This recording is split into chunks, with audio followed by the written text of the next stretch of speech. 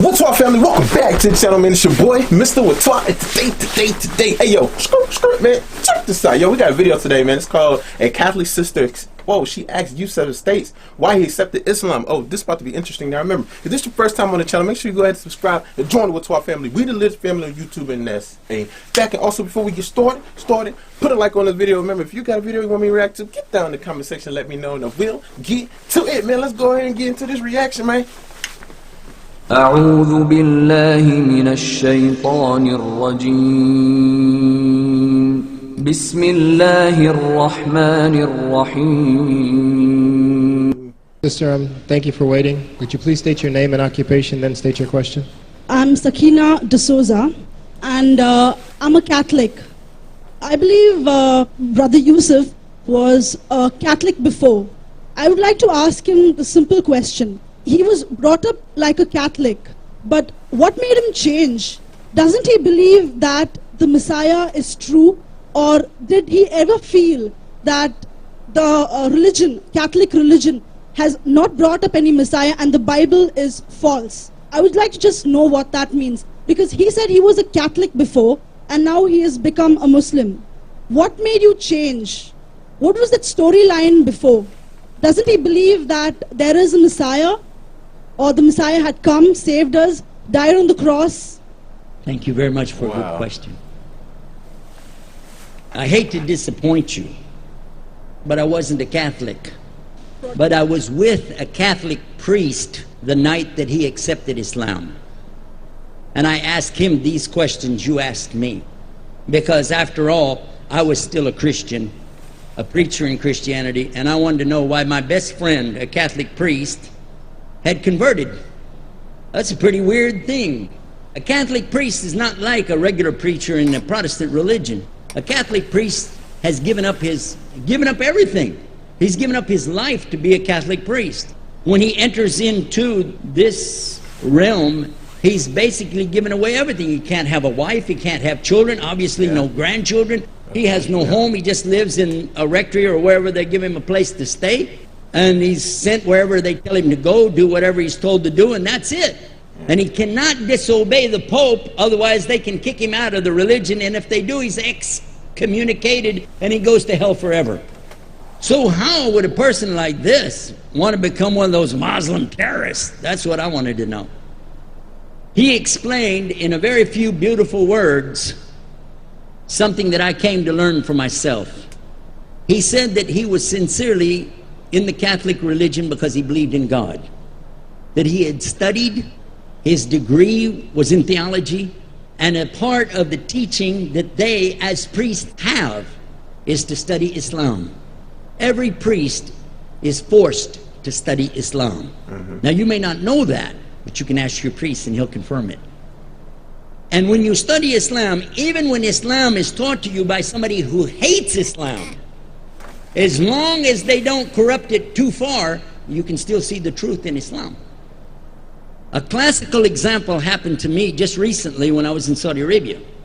A friend of mine, very old copy of one of the first Qurans ever translated to English by George Sale. George Sale hated Islam, he hated the Muslims, but when he translated the Quran to English, he was true to the text of the words. Although maybe not getting all the meaning, he certainly was true to the text of the words. I was shocked when I read it. Have you seen it? You know what I'm talking about? Amazing. And listen to this. George Bernard Shaw, for instance, is one of many, a long list of people who read this and realized the truth of Islam. When people see the truth of Islam, it can change them if they want to be guided. If they want the truth, it can change them. Yeah, that is true. You might think, I'm a Catholic, I'll never be anything but a Catholic. But I'm going to ask you a question, and I want you to be honest. This is not for you to, start a debate, but just be honest. Was Jesus a Catholic?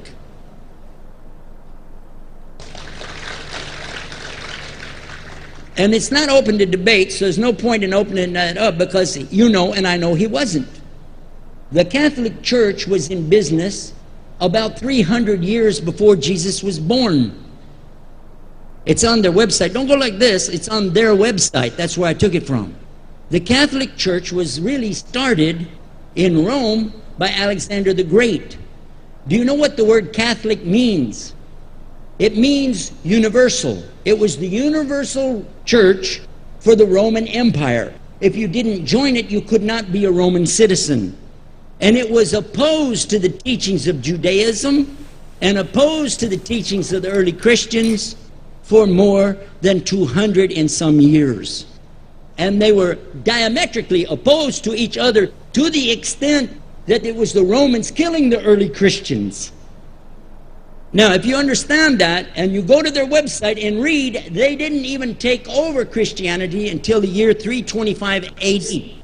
And when they did, they changed a lot of things, again, referring to their own website. But if you want to check it in Britannica or Americana or Grolier encyclopedias, go ahead and read about the Catholic Church. When, in August of 325 AD, at the Nicaea Council, they took over, first thing they said was, let's change the date of the birth of Jesus to be the same date as that of Mithras, which was the god, one of the gods worshipped there, and also the sun god's birthday was the same day, December the 25th, believing it to be the shortest day of the year. And Constantine was a sun worshiper of Saul Invictus. Go to the website, read it for yourself. There are a lot of points, but not the least of which, even today, if you go in any Catholic church, and I have, you'll see so many portraits and statues and idols and images throughout the whole place, that for the one who's never experienced that, for a Muslim who knows about these images, he'll be like, whoa, a'udhu billah. Whoa, what's this? The first time I walked in a Catholic church, I was about 10 years old. I was shocked. I was shocked at the idols and statues everywhere, because in the Protestant religion, we were brought up to believe that the second commandment was just as important as the first commandment. The first commandment in the Bible, in Exodus, is the same as the first commandment in the book of Deuteronomy. It says, I am the Lord your God that brought you out of the land of Egypt in the house of bondage. You know no other God beside me. Beside me there's no other gods. Thou shalt not have any other gods beside me. How many in this room agree with that commandment? Raise your hand. You notice the Muslims are raising their hand because it means Ashhadu an la ilaha illallah. That's the first commandment for us as well. The second commandment you have clearly says, thou shalt not make any idol, any graven image of anything that creeps upon the earth, swims in the sea beneath, or flies in the air above. And I was sitting in a church one time, sitting there in the morning service, watching, the preacher talk, and, they go on and on and on, and sometimes you lose your train of thought. I was looking. Whoa! On the front of the podium, there was a fish. A fish. For the symbol, make you fishers of men. It had a fish. I said, whoa. Then I looked up above his head at the big stained glass window, and it had a dove, and he had the olive branch in his mouth. The dove is flying, the bird, I said, whoa. And then I look over here, and there's a cross with a man hanging on it. And I said, wow, they didn't miss a single one. They got them all. Something walking on the earth, something swimming in the sea beneath, something flying in the air above. So look at these two things. Clearly, the first two of the 10 commandments, bang, bang, boom.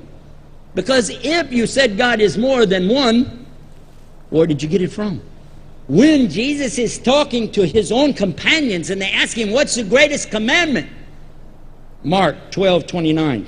Clear. The greatest commandment is to know, O Israel, the Lord your God is one God. And you have to love him with all your heart and all your mind and all your strength. And this is no different from what Prophet Muhammad ﷺ was saying, the same thing to his people. Same thing I mentioned in the lecture. This is certainly for us the same. So what you see is Muslims practicing the commandments, and you see people claiming the commandments but practicing something else. And I have seen more converts from the Catholic Church than any other of the many sects of Christianity, and especially from the nuns, priests, and even an archbishop. And all of them are better than me. Those guys and women that I see do this, they still sacrifice their whole life to get the true message of Islam, not only to you, but to Muslims as well, because we all need to know about it. But thanks for a great question. Whaatwaa fam, whoa. Now I see why y'all put this in the comment section. Oh my gosh, yo, first off, if this is your first time on the channel, make sure you go ahead and subscribe and join the Whaatwaa family. We the latest family on YouTube, and that's a fact. And also, before you leave the channel, make sure you put a like on this video. Yo, Yusuf just said some things. The first thing that, one of the couple things he said was that it's mostly a lot of Catholics that are converting to Islam. And I understand what he means, because, you know, as I'm learning more and more, I'm starting to, you know, of course I know Islam is in my heart now. So it's like, and then, you know, Christianity is in my mind. So it's like I'm with one right now. And I understand what he was saying about, you know, the couple of commandments, you know, not having, basically to sum it up, not having anyone but I, not accepting any other God but, you know, only one God. And the one thing I'm trying to understand is that there are some people that do go through Christianity that do believe, you know, God is Jesus because, you know, he's God's son. But when I started to learn more and more, I realized that God was just more so of a messenger and not really a God. You know, I still pray to Jesus, of course, but I'm starting to learn more and more about him being more of a messenger than instead of a God, you know. And that's why I follow Yusuf so much, because I can relate more to Yusuf than, you know, I'm not trying to say any of the other Islamic scholars, just him that I've seen. You know, there's probably more, but I just relate more to him because he's a Catholic convert. He's a Christian convert, you know. So I can relate more to him, you know, as far as being what he is, an Islamic scholar. Now, when you sit down and really try to understand that part about the commandments, not having any other God, not having any other God but I, and then what he was talking about with the fishes and the doves and the and then the man, you know, having all three of those, which in the commandments it said not to have. So when you think about it, you know, like I said, those are certain questions that you would have to ask a Christian scholar. You know, it's definitely not a question you're going to ask me. I'm not a Christian scholar, you know. But if I had to sit down and think about those things, when I went to church, especially when I went to church today's Sunday. So when I went to church, I'm not sure about other churches, but I just know in our church we don't have that many. We don't have like a lot of stained glass around. Like our church is really just, it's like stone. It's stone all around. There's really not any windows. There's windows in the ceiling, but they're not stained. They don't have any imagery. Any imagery or anything in them. And then throughout the whole entire, and it's a Catholic church. It's a Catholic church. Throughout the whole thing, of course, we have Jesus on the cross up top. And right now they're doing renovations, so they brought him down, and I think they're putting a new one up there. But and then as I go around, of course, there's the pews that hold the holy water that you use to dab and hit yourself as you come in, or you can go out. Also, when I come in and look, we don't have I don't know about other churches now. I'm just talking about my own church. We don't have that many like imageries around, like statues or anything. It's just Jesus. Where I look at when the preacher is preaching, he has a Jesus sculpture with him on the cross, and then there's a big fountain, but there's no fish anywhere. There's a big fountain that spits out the holy water, and then there's the church choir on the right, and there's a lot of flowers. I know that for sure. There's a lot of flowers around. And then there's the place where, like, the one of the younger boys, he walks. I forgot what this thing is called, but he walks around with it, and it has like it's like it's smoked. It's like smoked out a little bit, and he walks with it. Of course, the cross is, and but that's about it. Yeah, my Catholic church we don't have stained windows around. Like our whole church is stone. It's like all around is just stone. Like you can come and touch the wall, it's stone. Everything around is stone. It's high, real high ceiling, and then the only windows I can see is up top. But don't have no imagery. It's just to let sunlight in. And then the speakers are up there, and like lights and stuff are up there. So to me, I think it really. That's why I was saying, like, I think it really depends on what churches you go to, because I've been to other churches where it's windows everywhere and they got imagery of everything. You know what I'm saying? So it all depends. It all depends. But I do agree with that part about only believing in one God. Y'all know that. Whaatwaa family, y'all know. As long as we've been, rocking and being family, y'all know that I believe only in one God. My thing is just I still pray to Jesus. I still pray to Jesus. I still pray to Holy Mary. So that's why I was saying that. And then I do believe in Prophet Muhammad being the last prophet. So that's why I was saying that for me, it's like, for me, I feel like I'm more Christian in my mind, but Islamic in my heart. So it's just a hard thing, because you can't be fully Muslim but pray to Jesus. You can't do that. You can't be fully Christian and what? Hold on. You can't be fully Christian and believe in Prophet Muhammad being the only prophet or last prophet. It's just some speculation. So that's why I was saying that for me, I just feel like I just need to learn more to where I can just let go of one part and just be fully this. Like, do y'all understand me, Whaatwaa family? I hope you understand. That's why I always follow this guy Yusuf, because Yusuf he will hit you with them points, them information, and you will be sitting there like with the face like, what? You know what I'm saying? Like, what? It's crazy. But it's your boy Mr. Whaatwaa. Get down in the comment section. Let me know what you think about this video. Also, if you got more videos like this, like more informative, you know what I'm saying? Like, I know we like to play around on the channel and, you know what I'm saying, do the Whaatwaa and today and all that, and the skirt. But at the end of the day, I like when we get real hardcore videos like this that are real straight to the point, and have very valid and very good facts. I like this.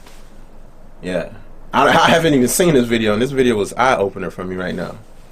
Whaatwaa family, y'all know what y'all doing, man. It's your boy Mr. Whaatwaa. Get down in the comment section, let me know what you think about the video. Also, if you got a video you want me to react to, get down in the comment section, let me know, and I will get to it. Also, before you leave the channel, make sure you go ahead and subscribe, because we the latest family on YouTube, and that's bang. Also, before you leave the channel, put a like on this video. Remember, guys, I will see you tomorrow. Why? Because I post videos every day, so please take care.